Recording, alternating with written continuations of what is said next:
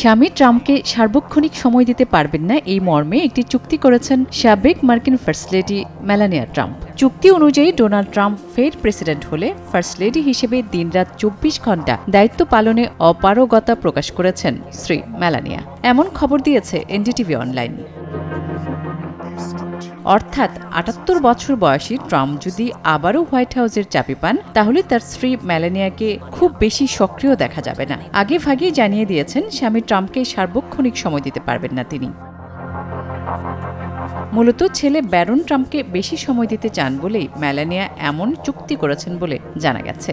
মেলানিয়ার ছেলে ব্যারনের বয়স ১৯ বছর। খুব শিগগিরই নিউ ইয়র্ক সিটির একটি বিশ্ববিদ্যালয়ে ভর্তি হবার কথা রয়েছে তার। ছেলেকে নতুন জীবনে মানিয়ে নিতে সাহায্য করতেই এমন সিদ্ধান্ত নিলেন সাবেক এই ফার্স্ট লেডি।